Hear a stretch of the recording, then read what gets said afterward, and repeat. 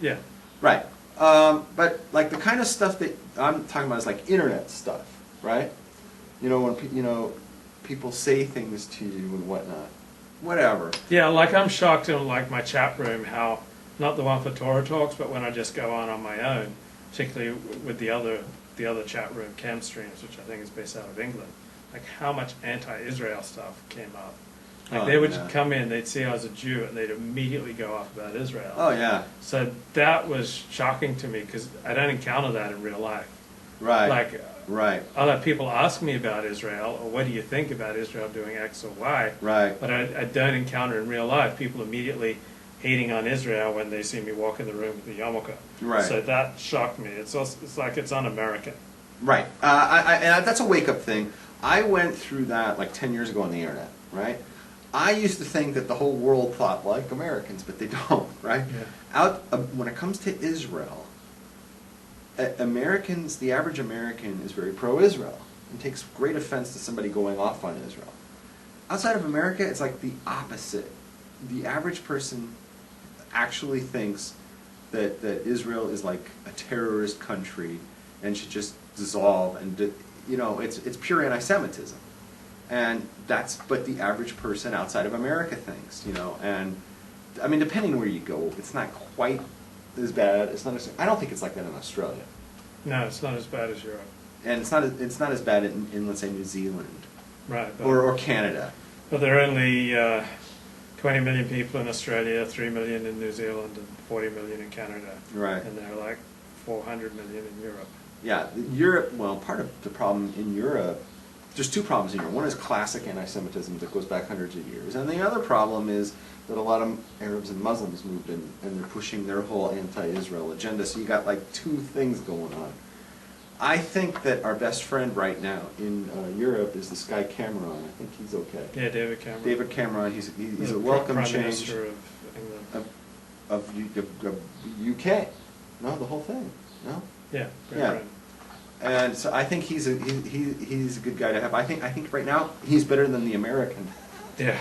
Obama is a disgrace. So, but you had 2 points. So one is. I just thought that you might be new to it. A convert and someone born. Yeah, I think that somebody who's recent convert, not just you, but just anybody who's recent convert, didn't grow up with this stuff and doesn't see like the nuance. Doesn't feel it in the kishkas. Doesn't feel it in the kishkas, and like wouldn't necessarily be sensitive to certain words, certain phrases, wouldn't bother him. So he would say, I didn't see anything anti-Semitic in it, and you're like, ah. Whereas somebody who grew up Jewish, grew up with all these things, saw the propaganda all their life, they might... The other thing was, you made a comparison, and you said like, oh, if someone walks in and they say there's no God. To me, that's more of an opinion on if there's a God or not, okay?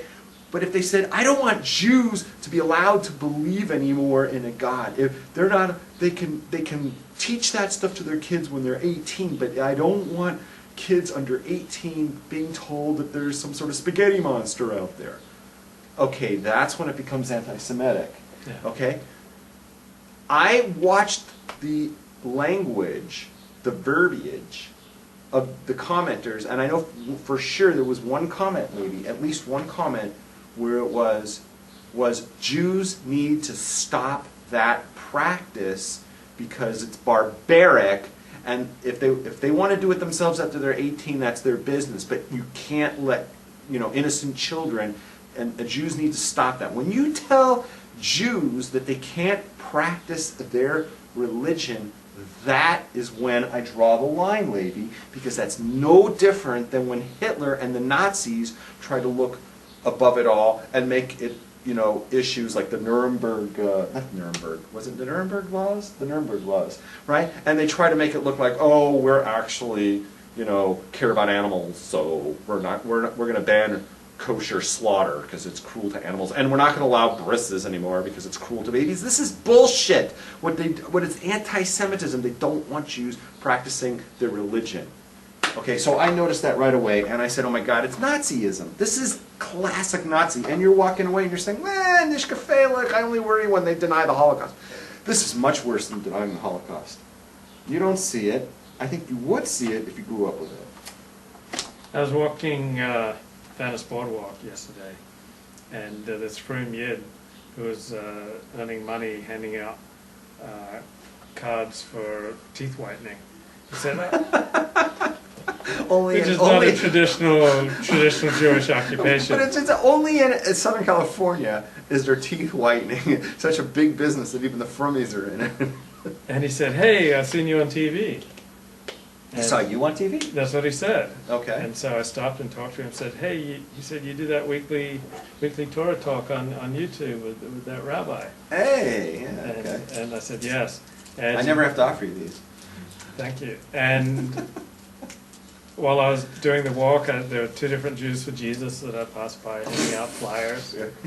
And there were probably 10 times as many people trying to get you to come in for a consultation to try medical marijuana.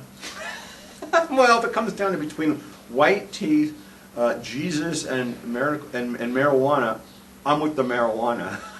And then there was a table for the intactionists, Intactivists. the anti-circumcision crowd. Yeah, assholes. They had a table. Yeah. And there's this black guy who like took this long run up and then he did a somersault over like 6 people. I hate it when they do that, yeah? It's like, boom. And it's like it's a really non-kosher environment. Right. Venice Boardwalk, like a lot of women dressed scantily, and so that was my Sunday afternoon stroll. And you brought this up because? Just wanted to share. Oh, so after that I went to my 12-step meeting, and then I went to one again this morning, so I'm feeling pretty sober today. You might have noticed that. So you haven't, what's happening over there with that? It's good, man, it's good. It's just like, it's like a crash course in reality.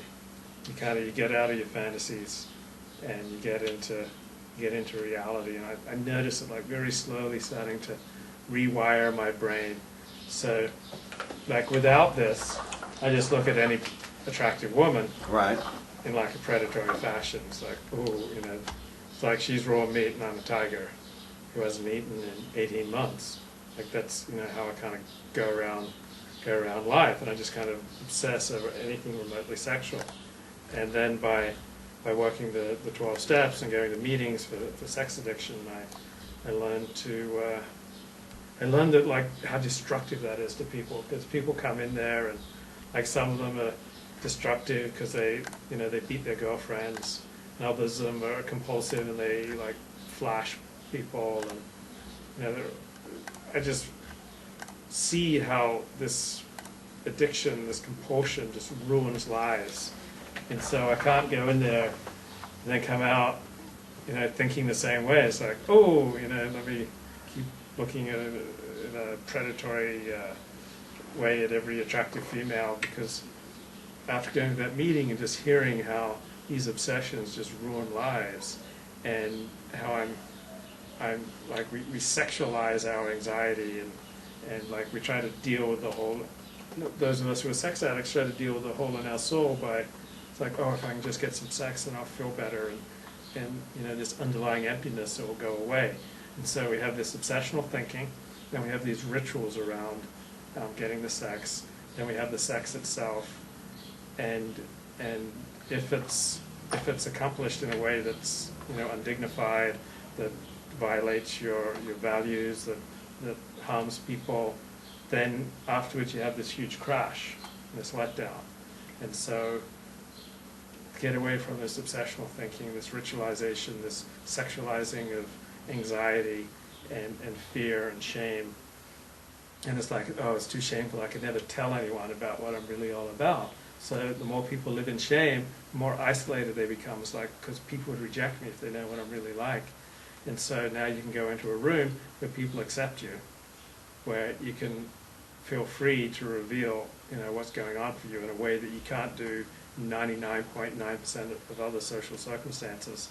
And people don't judge you and beat up on you for it, and they support you to get healthy. So I think it's terrific. Well, that was a nice 5-minute piece.